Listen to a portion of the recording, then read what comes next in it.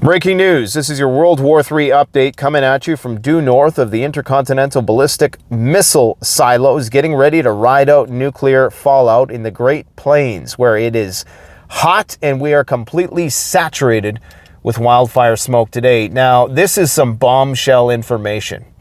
This is the big enchilada. This is telling us everything we need to know about the next 2 to 3 months. And don't expect mainstream media to tell you this. Get a load of this.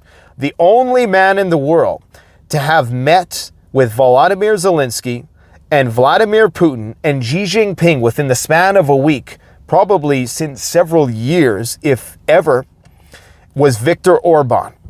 And a couple days ago, I made reference to a comment that he made when he said that everything was about to culminate in September. Now, this is a more in-depth report of exactly what he said. Get a load of this. And if this doesn't kickstart your preparedness, I don't know what will. And I can tell you that this corroborates 110% exactly what the president of Serbia, Aleksandar Vučić, said. The reason why his country is stockpiling and fortifying their strategic reserves of wheat, oil, all of the bare essentials to ride out wartime is because of the following. The decisive battle of the conflict will begin soon, and all will be decided by September. He regrets that he was not able to do it through ceasefire. He was not able to save Ukraine from unnecessary casualties. After this battle, he hopes that a negotiation can begin. Now, he goes into greater depth here. This is an interview that was just conducted a couple days ago. We are living in a special time. This is wartime, he said. My estimation is that in the forthcoming 2 to 3 months in the run-up to the U.S. election, what will happen on the front line will be far worse than up until now. The Ukrainians are expecting more weapons and the Russians are moving consistently ahead with no signs of the conflict abating. The energy of the confrontation, the number of deaths, the loss of life will be more brutal than it ever was up until this point. This guy is going to hit this car in front of me. Oh, okay, he straightened it out. When asked by the interviewer, why do you think it will be more brutal?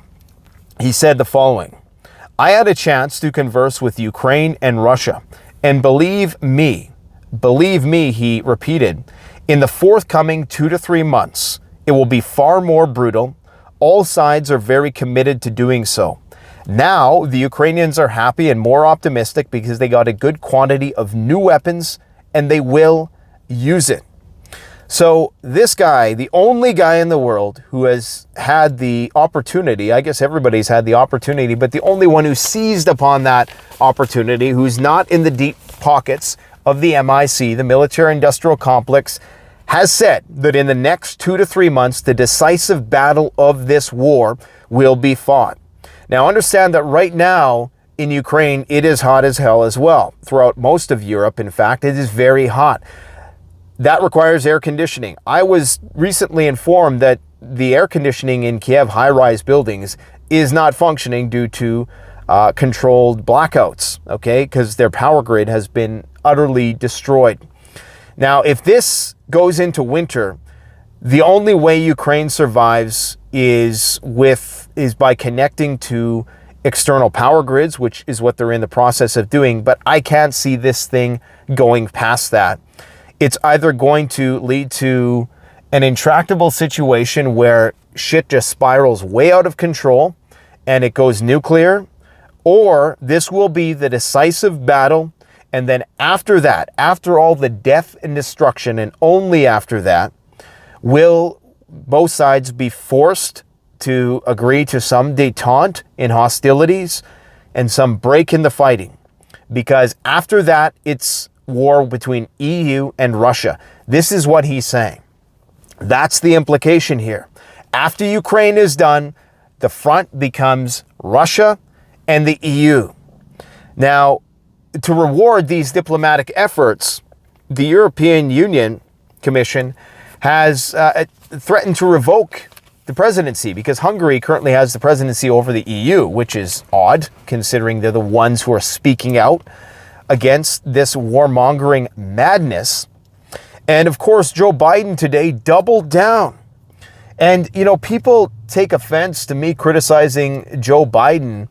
And I don't, you know, criticize Joe Biden.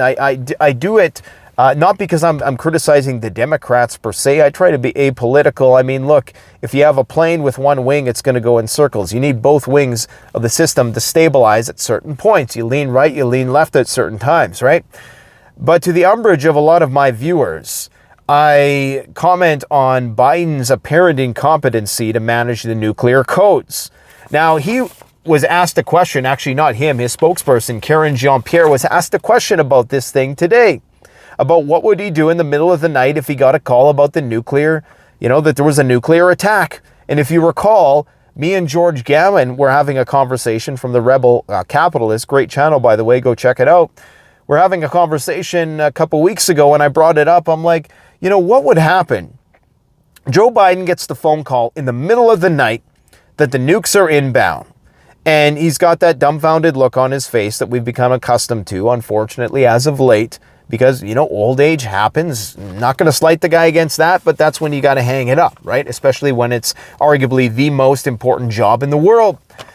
Well, I joked that, you know, between snorting lines, Hunter Biden would kind of be giving him advice, that his advisory board between Jill and Hunter and Anthony Blinken and all the rest, those are the people who would be advising him and telling him what to do in that situation. And so today, Peter Doocy, I'm not sure which media agency he's from, I think he's from Fox perhaps, asked Karine Jean-Pierre who would call if the Pentagon picks up the incoming, that there was an incoming nuke at 11 p.m. Would it be Joe Biden? Because Biden says that he's best before 8 p.m. So Doocy asks, well, what happens if you get the nuke call at 11 p.m.? And she responds in saying that he has a team that lets him know of any news that is pertinent to the American people and has a National Security Council to advise on these matters. But it's a fair question.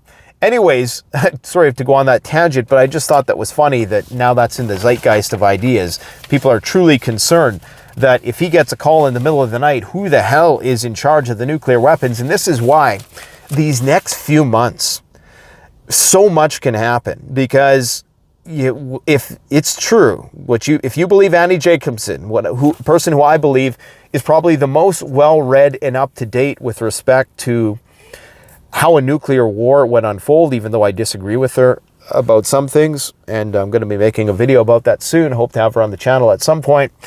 If you agree with her that the ultimate say lies in the hands of Joe Biden, then you're essentially agreeing that the ultimate say for whether or not nuclear weapons get launched is in the hands of Hunter and Joe Biden, okay?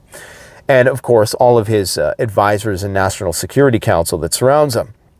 So this is crazy when you think about, in the next few months, there's going to be a lot of countries, if they smell just a little bit of weakness, if they catch a little bit of opportunity. Right now, you got Chinese strike carrier groups heading out deeper into sea.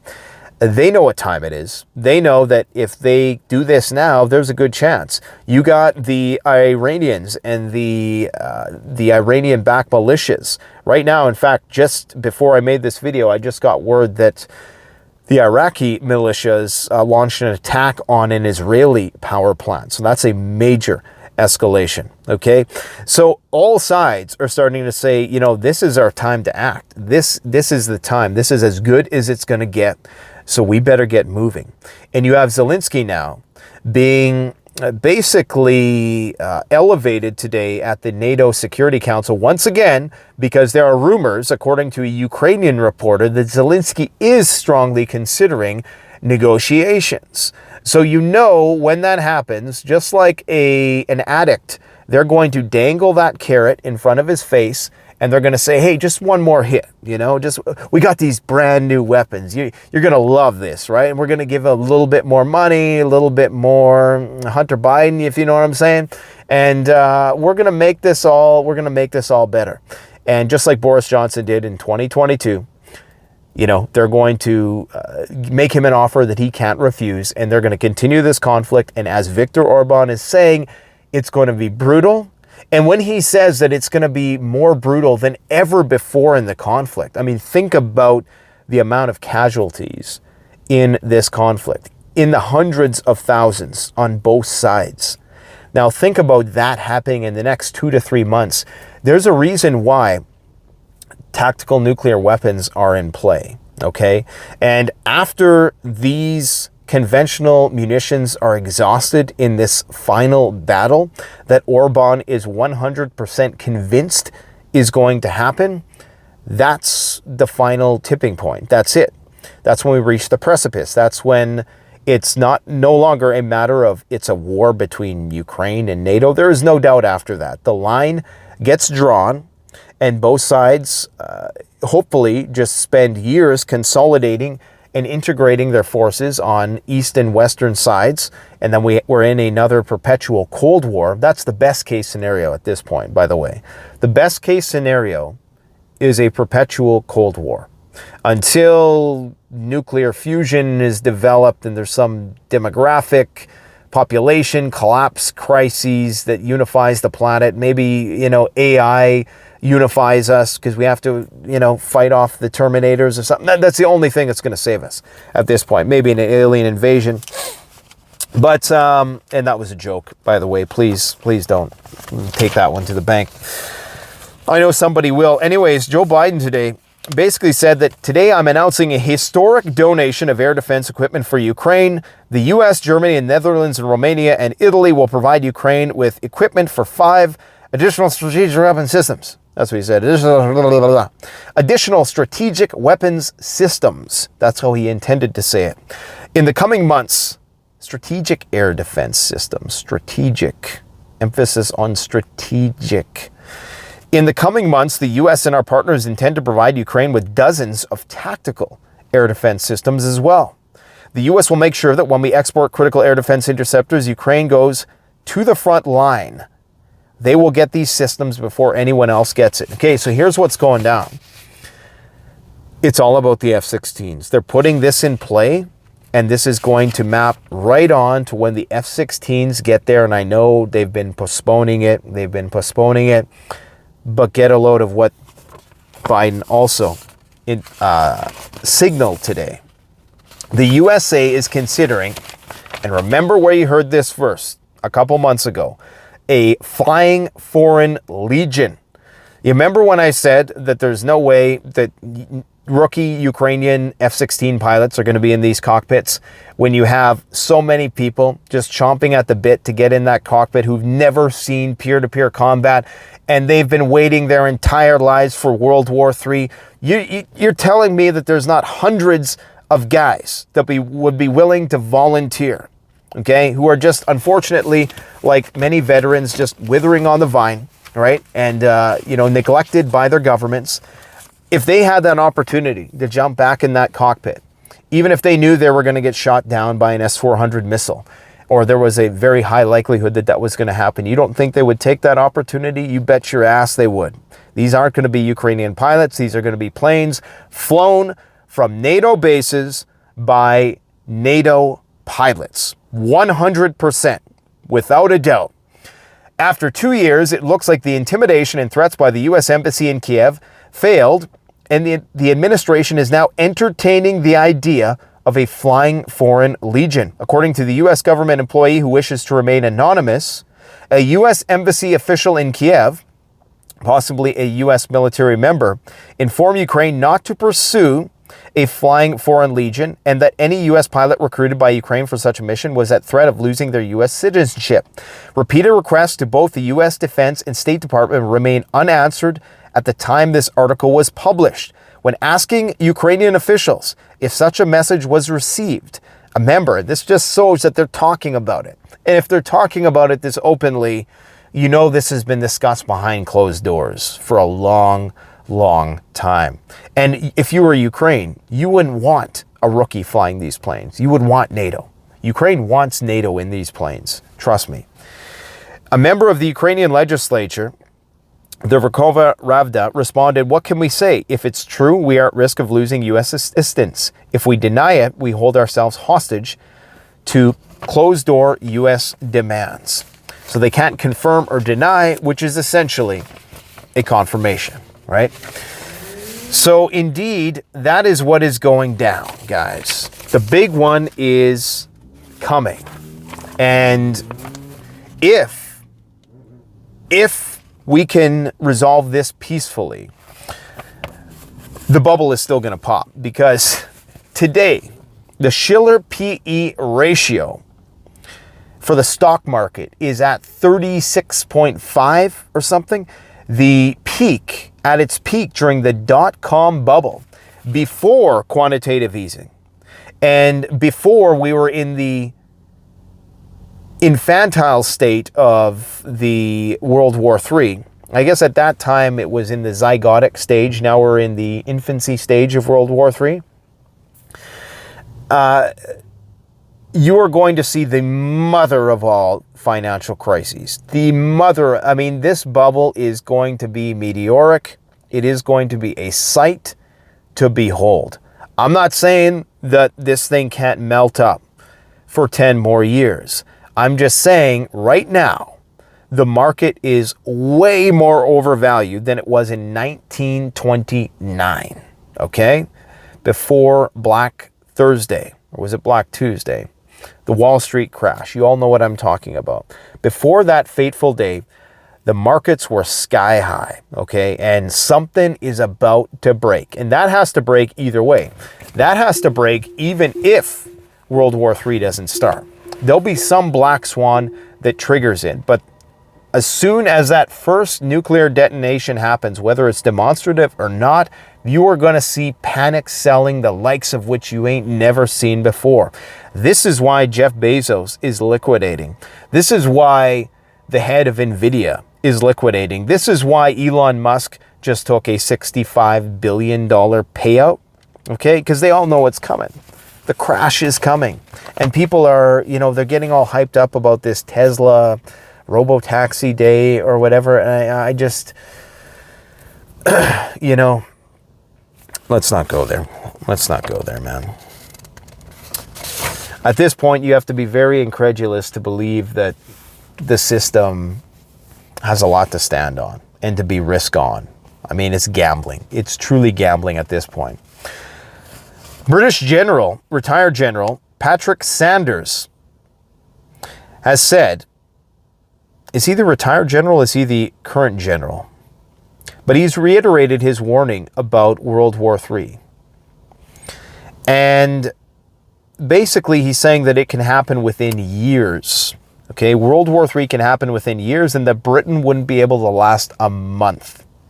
So all they have is their nuclear weapons. Now, there was another MP who echoed what Orban and what Vucic has been saying and said it could happen within months. So they want to increase their defense spending to 3% of GDP, which is paltry in terms of like total war mobilization comparatively.